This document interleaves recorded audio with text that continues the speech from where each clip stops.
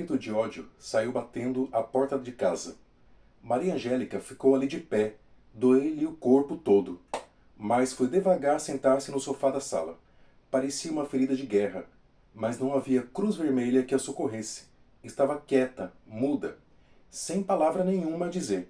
Parece, pensou, parece que vai chover. E é com esse trecho do livro Havia Cruzes do Corpo, de Clarice Lispector, que eu vou fazer um comentáriozinho sobre esse livro aqui, que é um dos que eu mais gosto, um livro de contos. Não é, assim, um dos mais famosos dela, mas é um livro da maturidade, que eu acredito que tem muito a nos ensinar, bastante. E é disso que a gente vai falar daqui a pouco. Clarice Lispector. Bom, quem me conhece sabe que eu sou muito fã de Clarice Lispector. A primeira vez que eu li um livro dela foi, se não me engano, em 1999. Estava estudando para o vestibular da USP, em São Paulo, e caiu para a gente ler naquele ano A Hora da Estrela.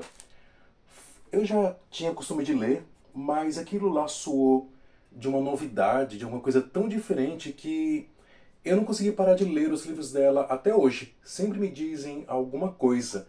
Bora que muitas vezes a gente fica sem palavras. O ano passado, por exemplo, eu li Uma Aprendizagem, o Livro dos Prazeres, e fiquei bastante sem conseguir falar de tão maravilhoso que é aquele livro. Esse livro aqui, Havia Cruzes do Corpo, ele traz uns questionamentos muito interessantes sobre os limites. Na verdade, Clarice sempre trabalhou a questão do limite, só que eu percebo que em uns livros anteriores a esse, ela trabalha os limites de uma questão bastante ontológica, até mesmo filosófica, na questão do ser, quem sou eu, a questão de você encontrar com o outro e você se descobrir talvez na miséria que seja o outro, num cego mascando chiclete, como no Conto Amor. Sempre ela trabalha nessa questão da epifania, da descoberta de um algo que faz com que perca o chão e precise se ressignificar. Esse livro me chama a atenção porque é um livro de contos, todos muito pequenos. Só que a grande maior parte deles trata de uma questão dos limites ligados à sexualidade humana, principalmente a feminina, no caso aqui. E foi um livro que na época causou bastante escândalo. Alguns editores acharam que isso não era livro de verdade, não merecia ter sido lançado, que é um livro horrível. Ela já contava com 54 anos, isso aqui era 1974.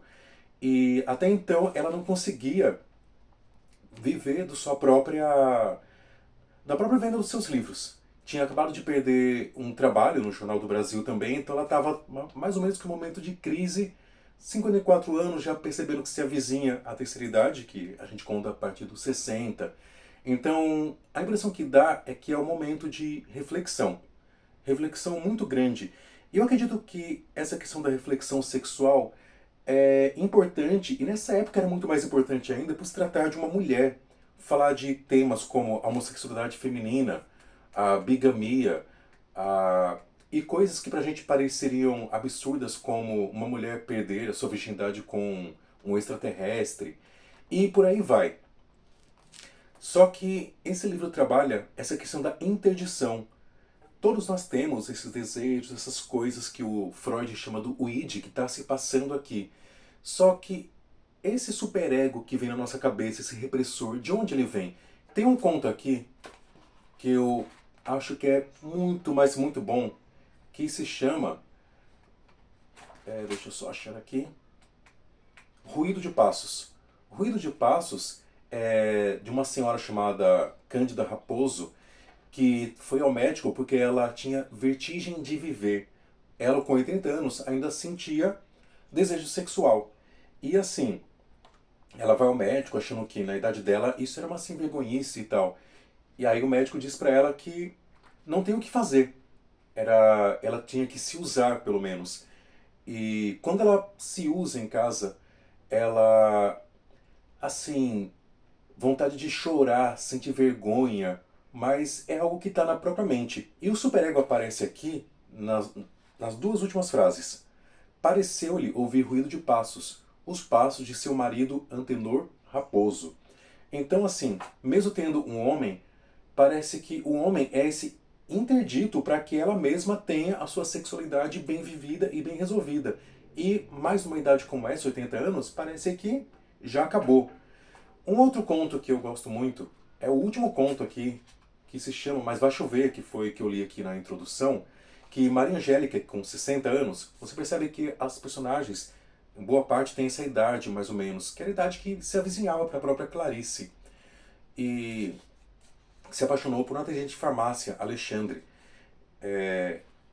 E assim, Alexandre tinha 19 anos e ela se apaixona e começa a dar coisas pra ele, até que uma hora ela tem a vida completamente desgraçada por ele, que na verdade ele estava só usando. E no final, quando ela não pode dar um carro pra ele a xinga. E ela, sem saber o que fala naquela hora, fala essa frase: mas vai chover. O que a gente percebe é que existem interdições na própria maneira de ser da sua própria sexualidade. E ela traz problemas pra gente mesmo. Problemas por quê? Porque a gente realmente não pode viver certas coisas.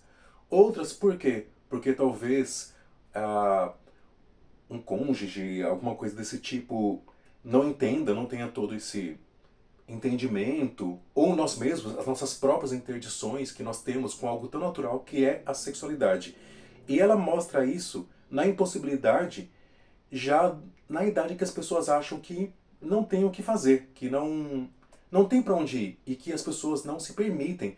Hoje é muito comum a gente falar, eu estava vendo mesmo uma notícia na televisão esses dias falando da sexualidade na terceira idade. E a gente fala isso numa naturalidade imensa, mas eu fico imaginando nessa época como é que era para poder falar sobre isso, né? Tem um conto aqui, que é como se fosse autobiográfico da época aqui que ela está vivendo mesmo. E ela fala que disse pro filho que ia escrever um livro erótico. Mas eu não entendo que seja um livro erótico. Eu entendo que é um livro que trata da sexualidade e suas interdições que todos nós passamos por diversos motivos. Esse livro, ele trata nesses motivos. No segundo conto, que eu também acho muito legal, que é O Corpo, são duas mulheres, Beatriz e Carmen, que vivem um relacionamento bígamo com um homem. E assim, elas fazem esse papel social para agradá-lo, agradar o Xavier no caso, e elas se descobrem até mesmo numa relação homossexual entre elas, que ele gosta, parece que tudo é pro desejo dele. E acontecem coisas que a gente não consegue explicar com 100% racional, que elas se veem naquela situação e matam o Xavier e enterram o corpo dele. A polícia, quando investiga, descobre o corpo, resolve deixar para lá. Parece que no fundo, eles entenderam. Um outro conto que se chama Via Crucis, que tem a ver com o próprio título do livro, que Maria das Dores se descobre grávida virgem de um anjo. Então, assim, é como se fosse uma paródia da própria história de Jesus. E o final é bem interessante, porque assim, eles vão vivendo, o marido dela passa a se chamar São José, e todas as pessoas lá vão vivendo como se fosse na história bíblica mesmo. E no final é interessante assim, ó. Não sabemos se essa criança teve que passar pela Via Crucis. Todos passam. A Via Crucis, né, o sofrimento de Jesus, refletida em todos nós que passamos, independente de ser Nossa Senhora, ou Jesus, ou Pedro, ou qualquer que seja.